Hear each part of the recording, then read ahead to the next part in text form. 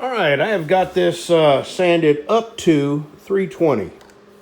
And I'm going to try something. Since this, is my prototype, this is the first Texas Rumble that I've made. I'm going to try something on this that I haven't done yet. I have all the stuff except the experience.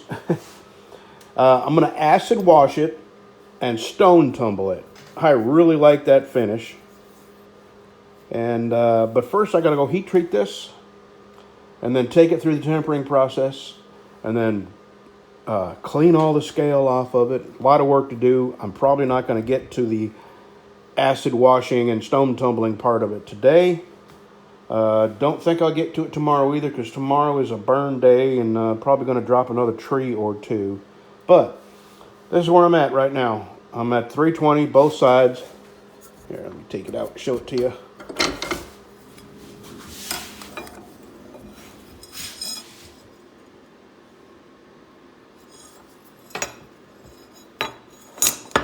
And next step is to heat treat this and temper it and then clean it up and then acid wash it and stone tumble.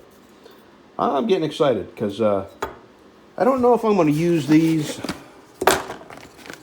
This is burled Honduran rosewood. Since this is going to be a dark finish on the blade, it's going to be, a charcoal grayish finish. I'm probably going to go with a lighter wood for the handle. And between now and then, I'll figure out what I want to use for the handle. All right, let me go get this heat treated and get it tempered. All right, in the oven it goes.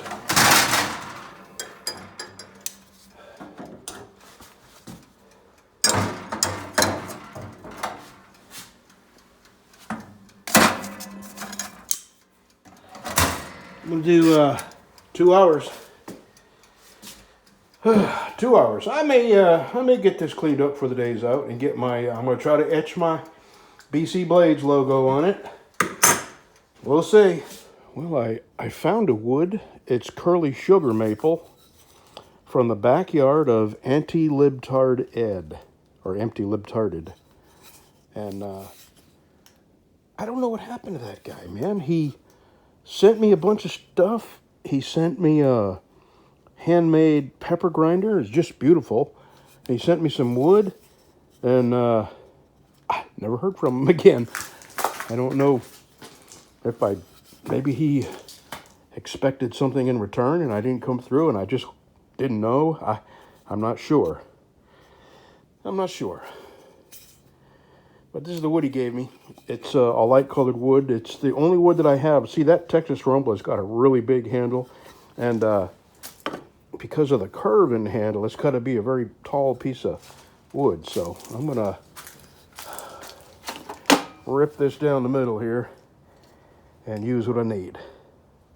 And anti-libtarded, if I did something or I was supposed to trade or do something in return, or I don't know what I did.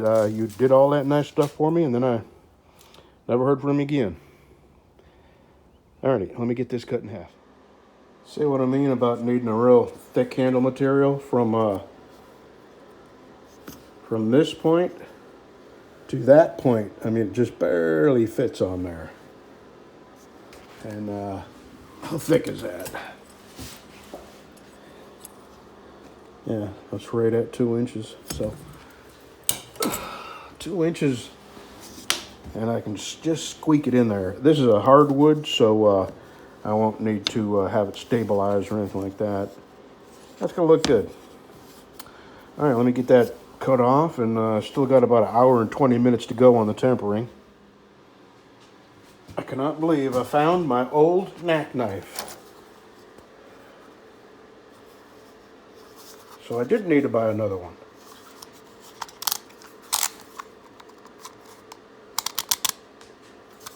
What am I on? Number 12.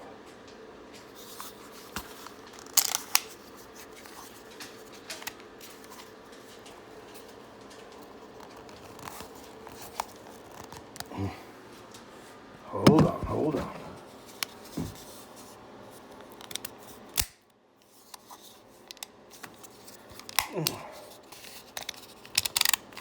Brand new. All that hard work, and I got to do it all over again. That's what it looks like coming out of the heat treatment and then the tempering. Now I got to clean it all up, give it a nice acid bath, clean it up again, this time with water and steel wool, and then put it in the tumbler. I've never done this before, so I don't know what it's going to look like. Let's see, it's 3:30, well, it's 4 o'clock. I've got a Cato in here that I just grinded the bevels on.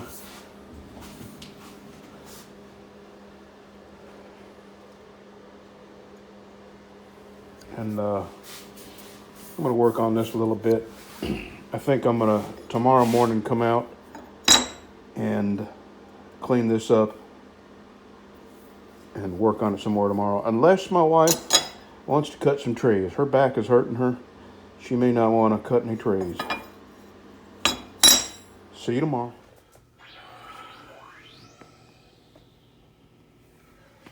I started at 7 taking my meds, and it takes me a couple of hours with coffee to get everything to work right, where I can breathe. And so that's 2 hours out of my day in the morning that I have to take to just so I can breathe right. And boy, does that get old. Although, it's better than the alternative of not breathing. That is a very interesting video here. And what got me to thinking about this is I have people that comment on some of my videos, people I don't know, who are just convinced that I did things wrong, especially videos where I've fixed something or done something, and it just amazes me, the people that don't do anything, that are convinced they're right and you're wrong. And, you go to their channel and they've got cartoons as their favorites and stuff like that. And I ask myself, what makes really stupid people think they're so smart? And there's actually a video about that. And it's called the Dunning-Kruger effect. It's very interesting so far.